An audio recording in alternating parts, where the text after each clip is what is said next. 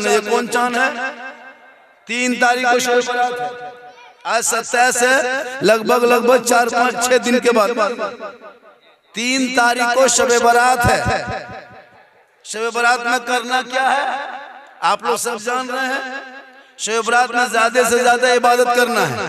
उस दिन अल्लाह ताला की रहमत खास आसमान पे आती है और जब बंदा अल्लाह की बारगाह में दुआ करता है तो अल्लाह उनकी दुआ को कबूल करता है।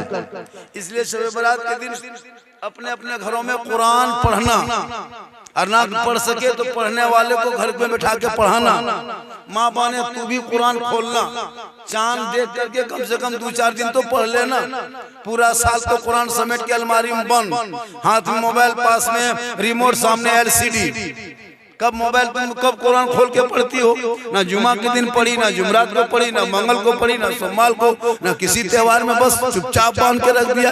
सब बहू कुरान शरीफ लेके आती है। यहाँ जितनी बैठी है 2-4 को पहले की औरतें छोड़कर जो बूढ़ी हो रहा है 40-45 साल है, लेकिन अभी के जनरेशन में जितनी लड़कियां हैं सब कुरान शरीफ, जितनी बहुएं आती सब कुरान शरीफ पढ़ी रहती है। लेकिन कभी नई बहू को कुरान पढ़ते देखे? नहीं देखेंगे। इंस्टाग्राम में फिल्टर लगा के फोटो डाले, फिल्टर लगा। लेकिन याद रखना मेरी माँ बहने, तू कुरान ज्यादा पढ़ा कर। कुरान पढ़ने से चेहरे में रोशनी होती है, कुरान पढ़ने से रोजी में बरकत होती है, कुरान पढ़ने से दिल में खौफ खुदा पैदा होता है, कुरान पढ़ने से इसके मुस्तफा जागता है, कुरान की तलावत करने से घर में बीमारियों से, परेशानियों से मुक्ति मिल जाती है। तलावत कुरान करोगे तो भूत प्रेत असर खत्म हो जाएगा, और तलावत कुरान करोगे तो आपका चेहरा भी चमकेगा, दिल भी चमकेगा, ईमान भी चमकेगा, अकीदा भी चमकेगा, घर भी चमकेगा, डर भी चमकेगा, यहाँ भी चमकेगा, वहाँ भी चमकेगा। तिलावत कुरान की तरह कोई एंटीबायोटिक दवाई है ही नहीं। एंटीबायोटिक अगर लेना हो तो तिलावत कुरान करो, सैलेन की जरूरत है तो तिलावत कुरान करो, बुखार आ जाए तो तिलावत कुरान करो। तमाम बीमारियों का इलाज कुरान की तिलावत है। जब तिलावत कुरान को कर दोगे, कसम खुदा की वो झोपड़ी गरीब की होगी, जन्नत का नमूना दिखाई।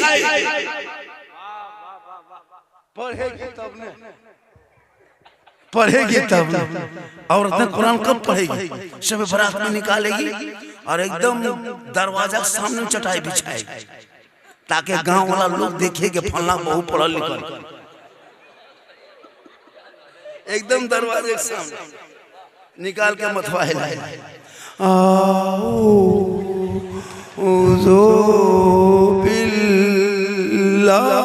लगता पूरा खानदान मर गया। हम बोले कोई मारा है?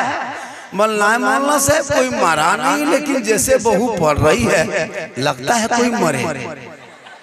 मतलब पढ़ना तो पूरे साल में है नहीं, खाली देखावटी 2-3 कुरान शरीफ शब बारात में खोलेगी।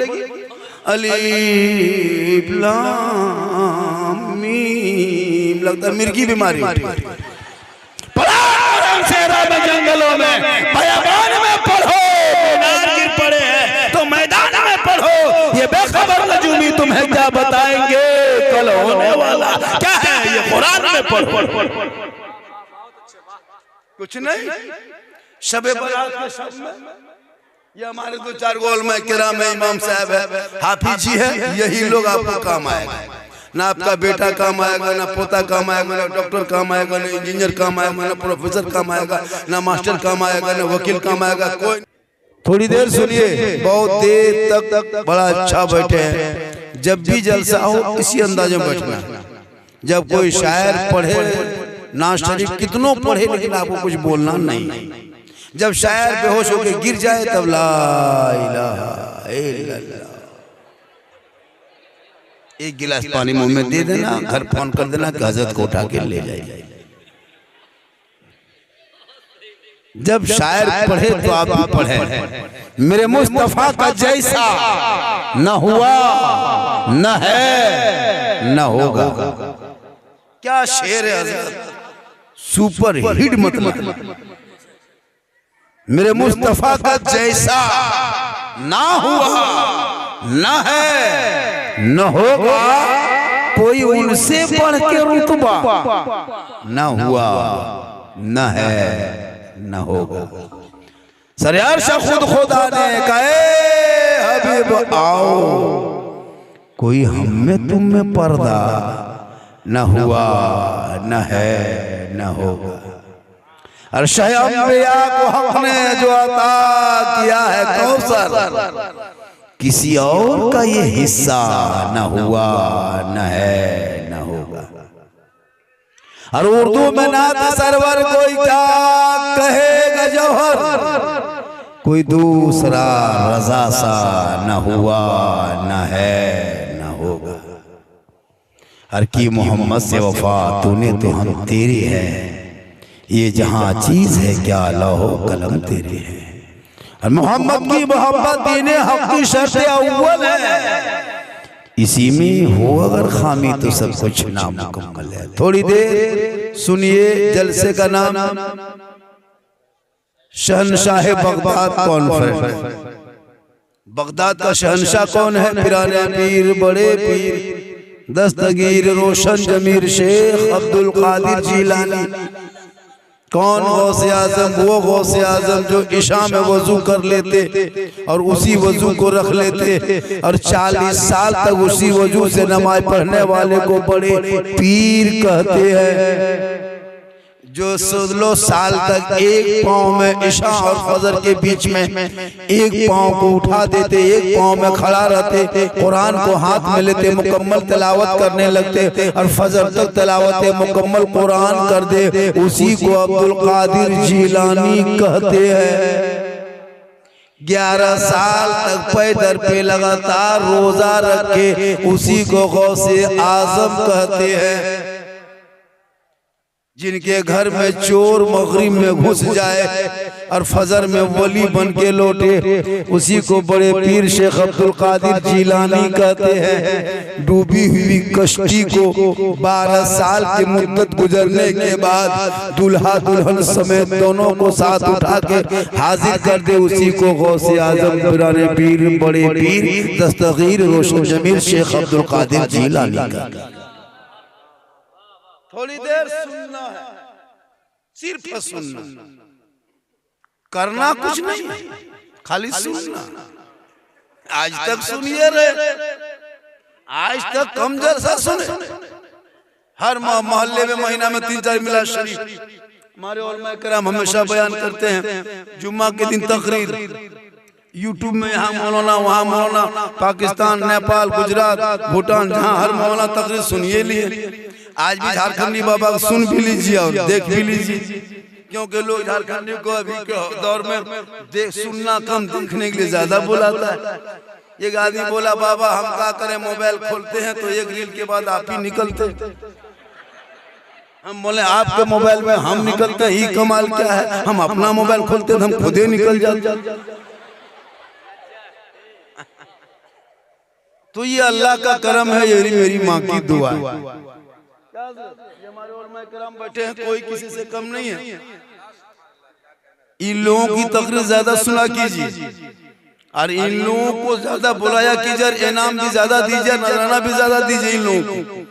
हम लोग 1-1.5 घंटा मेहमान, तकरीर खत्म, बैग उठाएंगे, गाड़ी स्टार्ट, हवा। जितना पैसा लेना होगा ले लेंगे, उसके बाद सुबह मुर्गी लेकर झारखंडी के पास नहीं जाओगे, इन्हीं के पास आओगे, इन्हीं के पास आओगे। आवाज नहीं जा रही है तो मैं क्या बाजा लेके आऊं घर से? अरे जितनी आवाज है उतनी आवाज में मैं बोल रहा हूँ, आपके बाजा ही में अगर आवाज नहीं है तो मैं क्या करूं? मैं तो ऐसा नहीं कि मैं रात पूरा चिल्ला चिल्ला के बोलते बोलते सुबह मेरे घर में खबर मिलेगी कि बाबा घर नहीं है ना, आसनसोल या रानीगंज या फिर है ना क्या कहते हैं वो दुर्गापुर एडमिट है। भाई जितनी आवाज है उतनी आवाज में बोल रहा हूँ। ये मतलब पूरा मजमा को हाथों को उठा के हाथों को या रसूल अल्लाह, या अल्लाह जितने लोगों ने 12 बजे रात के बाद 12वीं आका के नाम पे दोनों हाथों को उठाया, मौला 12 महीना हाथों में तंदुरुस्ती अता कर।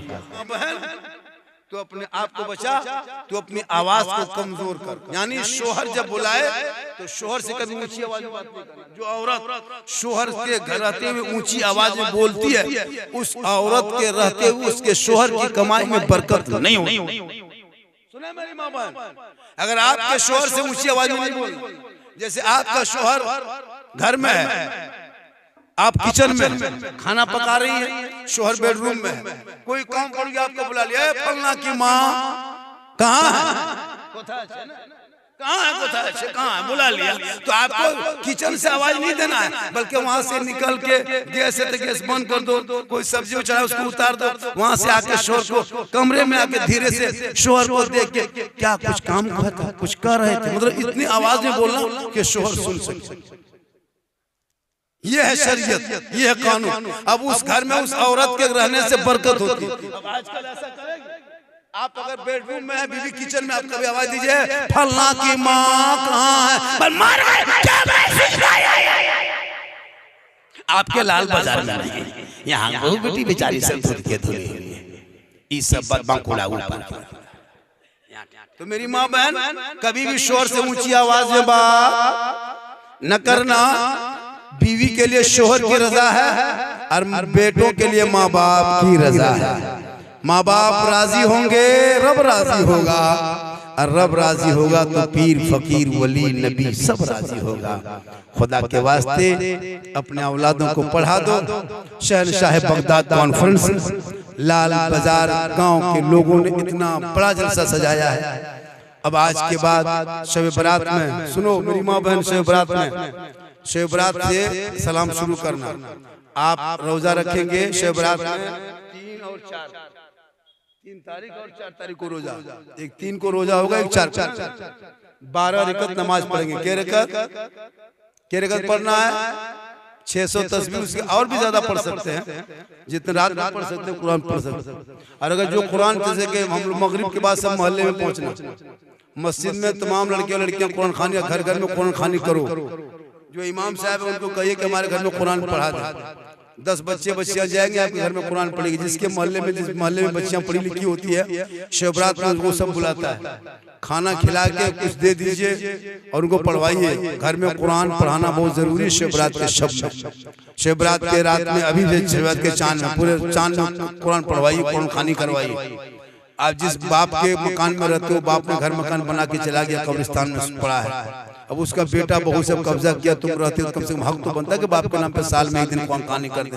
कितना खर्चा होगा? 1,500-2 हजार रुपया खर्चा होगा, 1,500-2 हजार। खुदा के वास्ते ये कुरान पढ़ने का सिलसिला घर में रखे। इमाम को बुलाए, फातिहा कराए, सब बच्चे दुआ करेंगे, तू भी दुआ करना। शब बरात के रात में कोई आदमी सब जागना, जागने के बाद इबादत करना। 3 बजे भोर माँ बाप के कब्रिस्तान पे जाना, दुआ करना। और शब बरात की शब होगी, रहमत नूर की बरसात होगी। मेरी माँ बहन, जब शब बरात के रात दिन भर रोजा, रात में इबादत, शब बरात में दिन भर रोजा, रात भर इबादत करती है, और जब पेशानी को जमीन पर रखते अल्लाह ताला उनको भी हिसाब ना सवाब इनायत करता है। उन पर अगर तकरीर करेंगे तो बहुत लंबी हो जाएगी, वक्त बहुत ज्यादा हो गया है, और हमारी गाड़ी 3:15 बजे आसनसोल पहुंचेगी। इसको पकड़ना है, गाड़ी हम नहीं पकड़ेंगे, गाड़ी में चढ़ जाना है। क्या बोला? माशाअल्लाह। टाइम कितना हो गया? मैं बहुत कितनी देर बोल दिया पता है आपको? मैं बहुत देर बोल दिया। कितना देर बोला? 1 घंटा 20 मिनट बोल दिया। आगे पीछे कुछ नहीं। जब भी तार वाला है वो हम लोग वसीला वाला है। ये लोग जो ना बगैर वसीला वाला है, ये मजार जाने वाला नहीं है भाई, बगैर वसीला वाला है। हम लोग वसीला वाला है, तार वाला। हम लोग ट्रांसफार्मर देखे, ट्रांसफार्मर पास जाना है, वो तार नीचे। मिस्त्री पूछा कि नीचे जमीन में क्या गाड़े? बोल बाबा ये उखाड़ देंगे तो घर जल जाए। आर्थिंग वसीला, तो हम लोग वसीला वाला है। अब कोई बगैर वसीला वाला है, डायरेक्ट 440 में जलाता है, खींच मार दिया, कपाल खत्म, घूम रहा है। तो हम लोग उनमें से नहीं, हम लोग डायरेक्ट है, मदीने से ठंडा, मक्के से गर्म, और जलाते ईमानी बोल लाल बाजार में। और जब रोशनी मिलती है तो सड़कों पे चलते हैं, नबी के जन्मदिन मनाते हैं, गलियों को सजाते हैं, झंडा लगाते हैं, सब झूम के कहते हैं कौन देता है देने को, मुंह चाहिए देने वाला है सच्चा। आज का जलसा 110% माशाअल्लाह। आप लोग याद करोगे? हाँ, इंशाल्लाह फिर कभी मौका मिला जरूर आएंगे। मेरा झंडा 10 टका ये लोग बरेली लोग झंडा, रसूल के टाइम में झंडा नहीं था तो रसूल के टाइम में तुम भी नहीं थे। अब तुम ममता का झंडा जो लोग झंडा खिलाफ है वो लोग कपार में, चाल में, गाड़ी में, इलेक्शन में बांधेगा, चप्पल छाप, जूता छाप, केला छाप, सब छाप, तब ना जाएगी तब नहीं। दुआरी में वो झंडा गुंबदे खजरा वाला काम दिया, ये झंडा रसूल के टाइम में कहाँ था? तो ममता पता चला तुम जैसे लोगों के लिए दुनिया का झंडा मुबारक हो, हम गरीब सुन्नियों के लिए अहमद मुख्तार ये भी बिदअत है। बाजार रसूल के टाइम में बाजार नहीं था, जो चीजें रसूल के टाइम में नहीं थी वो दीन में शामिल हो जाए, ये तकरीर में शामिल है। शेर जबर कुरान में रसूल के टाइम में नहीं था, कोई मौन अल्लाह बोला, पारा नंबर नहीं था, रुकू नंबर नहीं था, आयत ये रसूल के टाइम में नहीं था, बहुत जमाने के बाद ये शेर जबर लगा। तो जब रसूल के टाइम में कुरान ऐसा था ही नहीं, चमड़ा में था, कागज में था, हड्डी में लिखा, दरख्त में लिखा, उसी को जमा किया। जो कहेगा रसूल के टाइम बिदअत है, ये कुरान बोला मत पढ़ो, ये रसूल के टाइम में नहीं था, जो चीजें नहीं तो वो बिदअत है। उसको चमड़ा दिखाओ, कांच में चढ़ा दो, जाओ पढ़ो।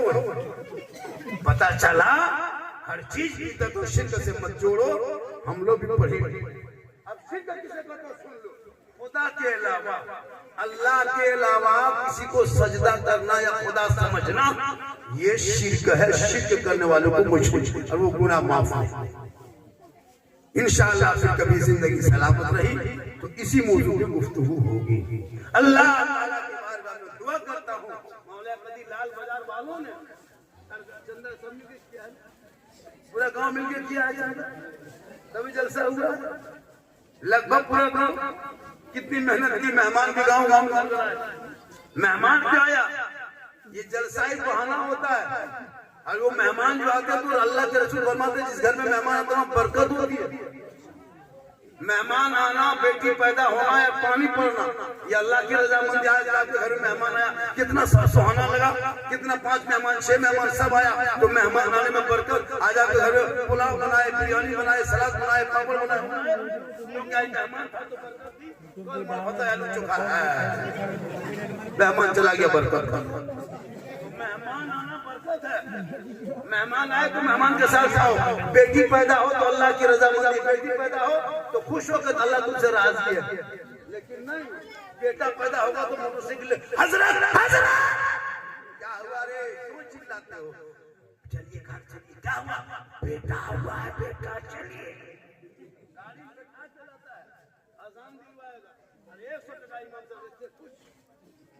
खड़खड़ रसगुल्ला वो काला है, वो सफेद कड़वा चट्टा मिला, क्या हुआ? बेटा। जहाँ बेटी हो गई मुल्ली साहब, मुल्ली साहब क्या हुआ रे? हमरा किस्मत फुटल मुल्ली साहब, क्या हुआ? बेटी लता मस्जिद दरवाजे पर मर। जबकि बेटी रहमत है, बेटी नेमत है, बेटी बहार है, बेटी खुशहाल है। बेटा हो तो नेमत, बेटी हो तो रहमत, दोनों हो तो बरकत। रमजान आए तो बेटी से मोहब्बत करना। घर में कपड़ा दोगे तो पहले बेटी देना। अल्लाह के रसूल फरमाते जब सामान लाओ तो पहले बेटी दो। बेटा बेटी दौड़ गया तो बेटी, बेटा छोड़ दो, बेटी गोद में उठाओ। लेकिन रमजान में औरतें बीवी सब कपड़ा लिए पागल। इस रमजान अगर तेरी बीवी तुमसे मोहब्बत कर, तुम बीवी से मोहब्बत करते हो, अगर तेरी बीवी तुमसे मोहब्बत करती है तो कपड़ा लेने टाइम में बीवी को बाजार लेके मत जाना। रानी को चाहे जहाँ से सो जाते मत लेके जाना, कभी मत लेके जाना। तुम खुद जाना बाजार और ईद में बीवी कपड़ा खरीद के लाना, लाके बीवी हाथ में दे देना और दे के खाली उसका मुँह देख देना, तब पता चलेगा तेरी बीवी कितनी मोहब्बत करती है। कपड़ा ला के दे करके खाली मुँह देखना। यहाँ लाल बाजार के आप लोग उधर के बात। लेकिन कभी कहती माँ को लाके कपड़ा देना, 150 कपड़ा माँ को देना। माँ देखेगी कहेगी बेटा ठीक है रख दो। तेरी माँ कभी नहीं कपड़ा घुमाएगी नहीं पलटेगी, लेकिन तुम बीवी कितना बढ़िया ला दो। लेकिन माँ 150 का कपड़ा तो माँ कहेगी बेटा तुमको पसंद है तो मुझको पसंद है।